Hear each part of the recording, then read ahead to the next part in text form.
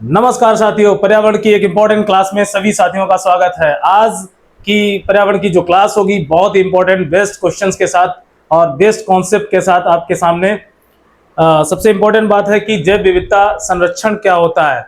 देखिए, हमने पिछले टॉपिक में हम लोगों ने समझा था जैव विविधता क्या है और ये जाना था, जैव विविधता के प्रकारों को समझा था और साथ ही हम लोगों ने वन रिपोर्ट की बात की थी और राष्ट्रीय वन नीति की बात की थी। और यहाँ पर सबसे इम्पोर्टेंट बात हम लोगों ने बहुत सारे प्रश्नों को लेकर की थी। जो ग्लोब पर हमारी जैव विविधता है वो किस तरह की जैव विविधता होती है, ये सारे इंपॉर्टेंट क्वेश्चंस को हम लोगों ने लिया था और आज हम लोग समझेंगे जैव विविधता संरक्षण को।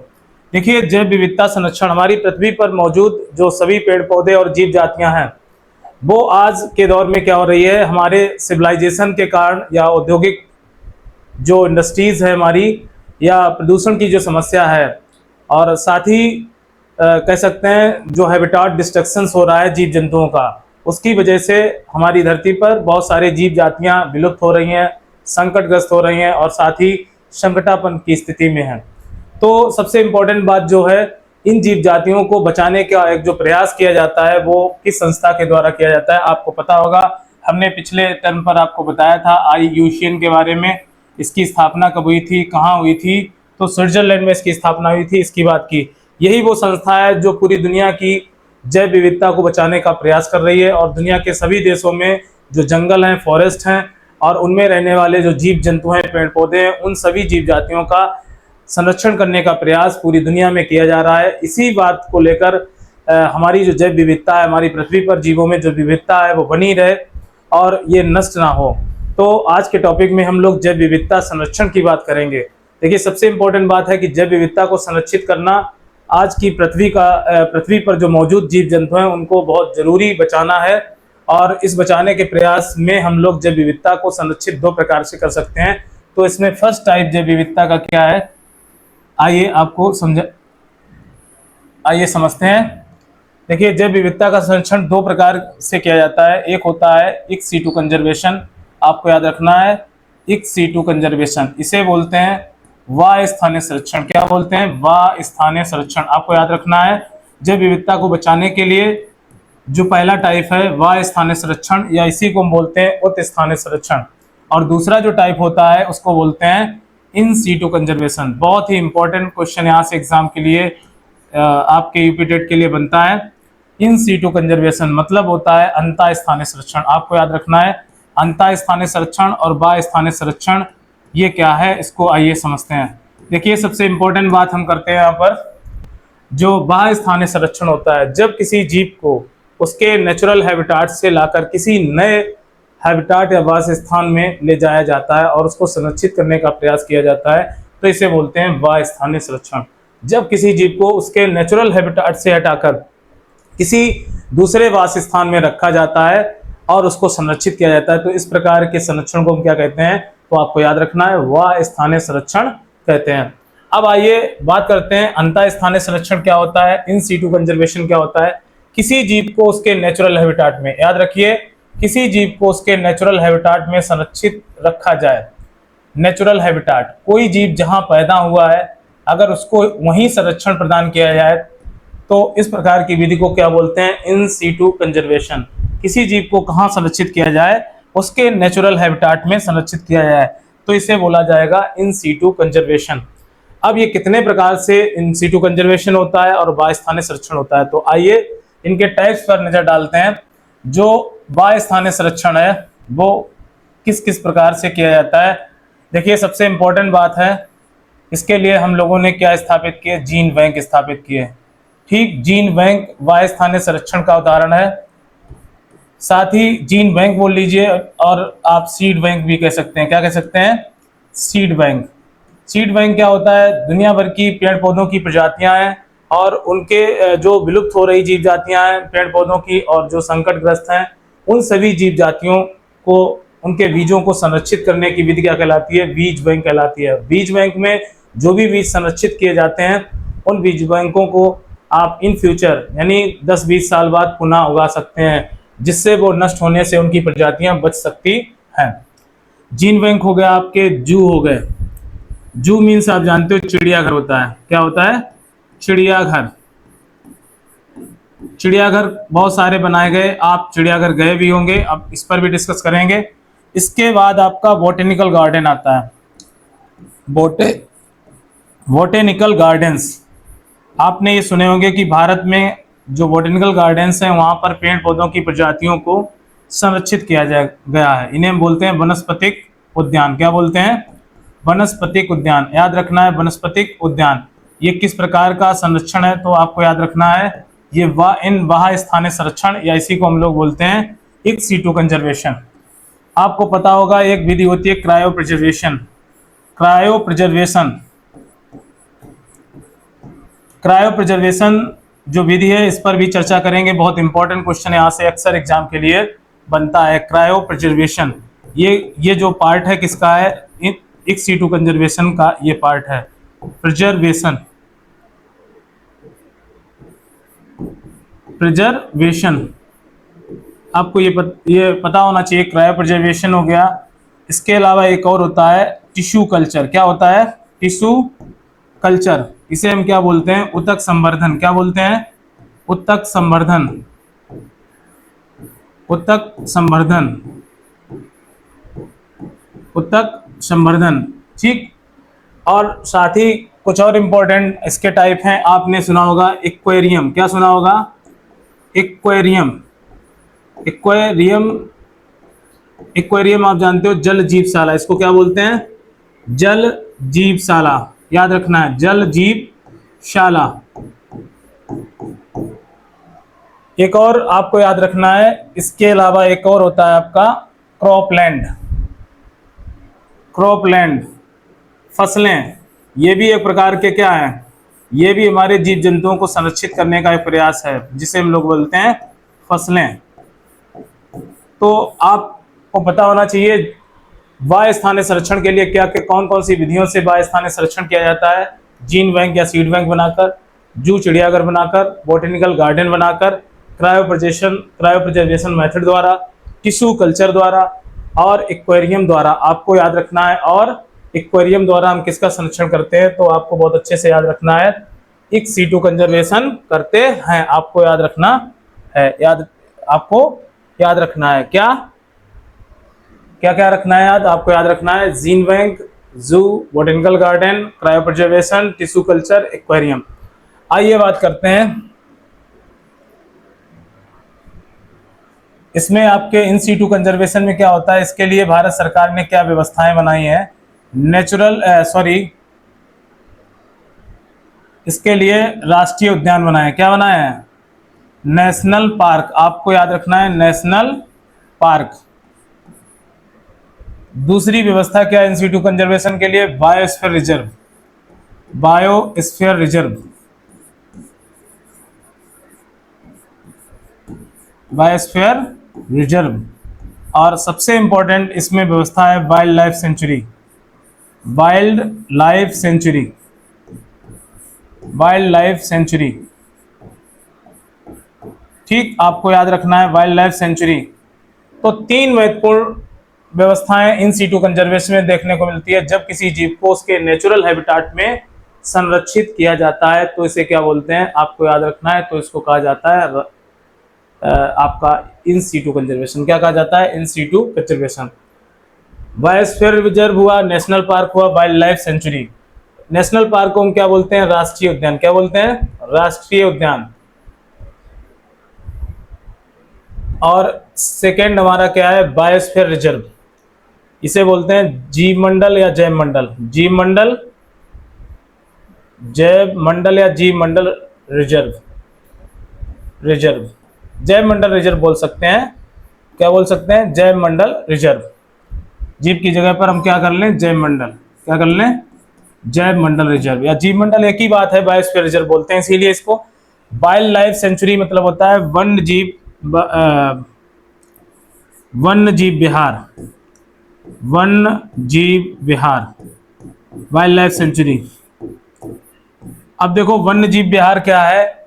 ये अंतः स्थानीय संरक्षण का एक पार्ट है। आपको याद रखना है बहुत अच्छे से। अब देखो सबसे इंपॉर्टेंट बातें हम यहाँ से करते हैं कि जैव विविधता संरक्षण किसके लिए किया जाता है? तो प्लांट और एनिमल के लिए किया जाता है। किसके लिए? धरती पर मौजूद जितने भी पौधे हैं, प्लांट्स हैं एंड एनिमल, जो धरती पर जितने भी प्रकार के पौधे और जितने भी प्रकार की किसकी जातियां, जंतुओं की जातियां हमारी धरती पर मौजूद हैं, वे सभी पौधों का जो विलुप्त हो रही हैं, जो संकटग्रस्त जातियां हैं या ऐसी जातियां जो संकटापन्न स्थिति में है, ऐसी जीव जातियों को या दुर्लभ जातियों को संरक्षित करने का प्रयास जैव विविधता संरक्षण कहलाता है। ये बात हमने समझी। इसमें आते हैं इसमें एक होता है आपका बाह्य स्थानीय संरक्षण। बाह्य स्थानीय संरक्षण के लिए जीन बैंक, जब किसी पेड़ पौधे का जो जीन होता है, मान लो कोई उपयोगी जीन है किसी पौधे में, या जिस पौधे से मान लो दवाइयां उत्पन्न हो रही हैं, अगर वो पौधा हमारा संकटग्रस्त है या दुर्लभ जाति के रूप में मौजूद है धरती पर, तो उन जीव जातियों को दुनिया के देशों से लाकर हम लोग अपने देश में क्या करते हैं, संरक्षण देते हैं। तो इस प्रकार का संरक्षण बाह्य स्थानीय संरक्षण कहलाता है। देखो आपका जो चिड़ियाघर है या जू है, ये हमारे बाह्य स्थानीय संरक्षण के उदाहरण है। क्योंकि चिड़ियाघर में, जैसे आपके यहाँ जिराफ चिड़ियाघर में देखते हैं, तो चिड़ियाघर में हो सकता है कानपुर में जिराफ क्या रहता है, तो वैसे देखा जाए तो जिराफ कहाँ, अफ्रीका का जीव है। या मान लो हम चिड़ियाघर में कंगारू को रखें, तो कंगारू ऑस्ट्रेलिया से लाएंगे, तो ऑस्ट्रेलिया से लाकर हम भारत के किसी चिड़ियाघर में रखेंगे, तो ये जो संरक्षण होगा बाह्य स्थानीय संरक्षण का उदाहरण होगा। तो चिड़ियाघर में बहुत सारे पक्षियों की जातियां, जंतुओं की जातियों को, हिरन हुआ, शेर हुआ, बाघ हुआ, चीते हुए, हाथी हुए, बहुत विभिन्न प्रकार के जीव जंतुओं को, विभिन्न प्रकार के पेड़ पौधों को, और मोस्टली चिड़ियाघर में तो जंतुओं को संरक्षित किया जाता है। हालांकि ये पब्लिक मनोरंजन के लिए कह सकते हैं या लोगों के एंटरटेनमेंट के लिए ये सब प्रयोग होता है। चिड़ियाघर में लोग जीव जंतुओं से मतलब देखते हैं तो सीधा मुखातिर होते हैं, कहने का मतलब। तो इससे हम जीव जंतुओं के बारे में, उनके लक्षण विशेषताओं को समझ पाते हैं। ये हमारा बाह्य स्थानीय संरक्षण का एक तरीका है, जिसमें जीव जातियों को दूसरे स्थानों से लाकर हम किसी एक स्थान पर रखते हैं।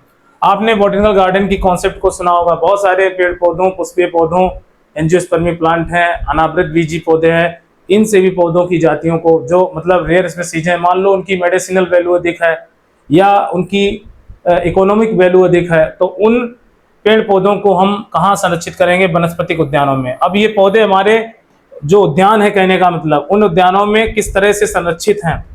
मान लो वहां पर हम संरक्षण देते हैं, जैसे आपका botanical survey of India Calcutta में क्या है, आपका वनस्पतिक उद्यान है, जहां पर दुनिया भर के पेड़ पौधों को संरक्षित किया गया है।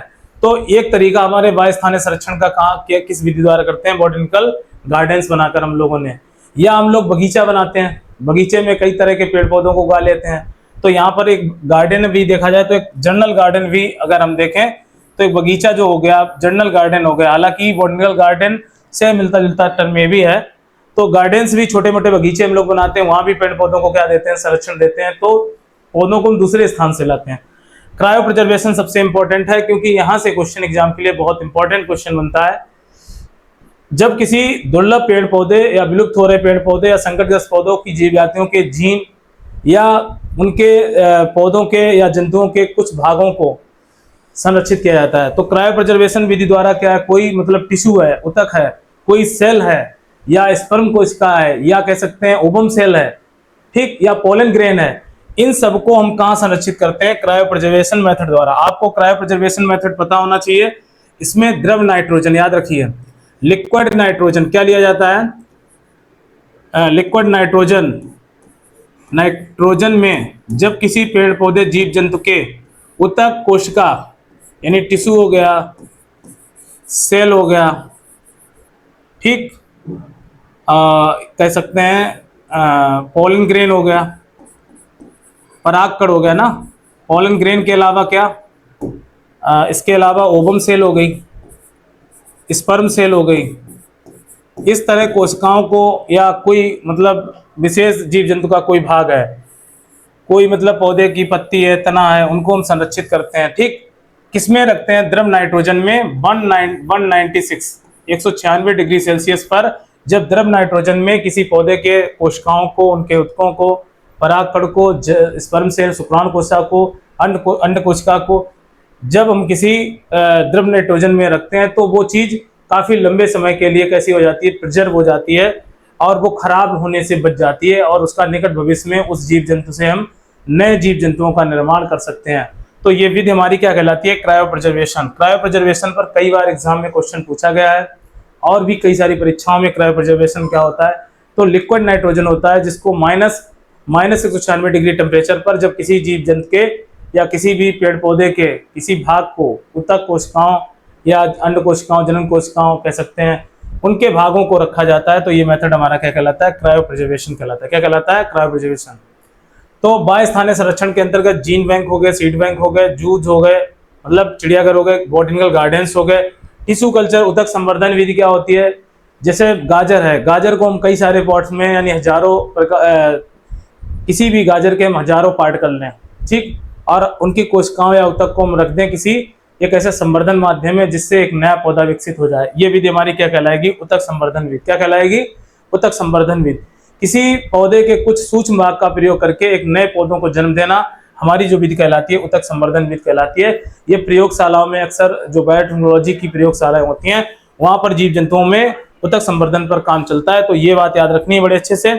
एक्वेरियम आपने देखा होगा, जल जीवशाला, जीव जंतुओं के लिए क्या बनाई जाती है? जल जीवशाला, जिसमें आप पत्थर के कई सारे रंगीन टुकड़े डाल देते हैं, कुछ वनस्पतियों के टुकड़े, वनस्पतियों के पौधों के पार्ट डाल देते हैं और पानी भर दिया जाता है, ऑक्सीजन उसमें सप्लाई डाल दी जाती है, और भिन्न भिन्न प्रकार की अच्छी मछलियां, कह सकते हैं रंगीन मछलियों को समुद्रों से, नदियों से लाकर एक्वेरियम के अंदर रखा जाता है। और आप जानते हो एक्वेरियम को लोग अपने घर में सजावट के रूप में प्रयोग करते हैं। तो उसमें जो मछलियां हैं उनको किसी दूसरे स्थान से लाकर संरक्षित किया जाता है। तो ये हमारा वाह्य स्थानीय संरक्षण का एक अच्छा उदाहरण है।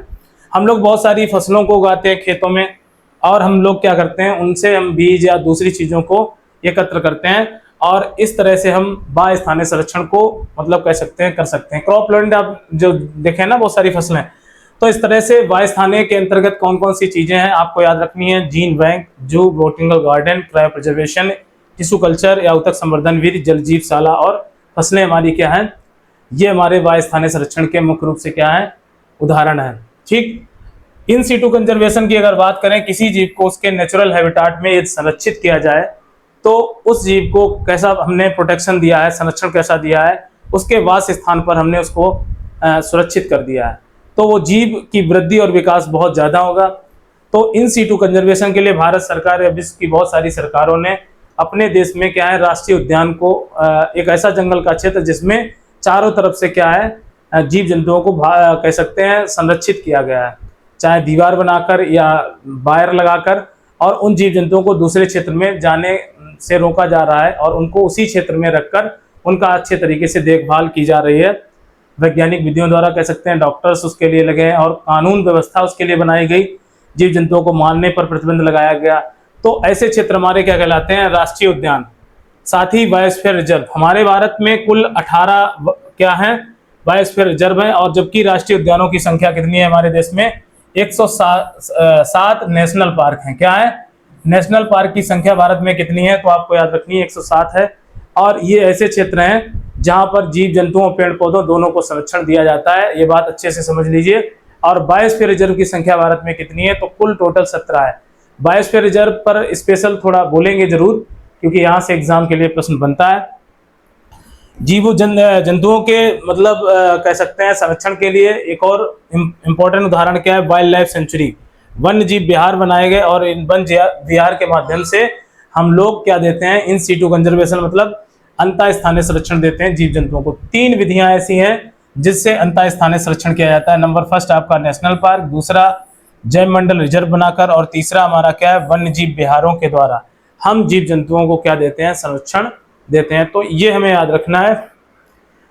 ये किसमें याद रखना है? जैव विविधता संरक्षण किस प्रकार से किया जाता है। बहुत ही इंपॉर्टेंट यहाँ से प्रश्न एग्जाम के लिए बनते हैं।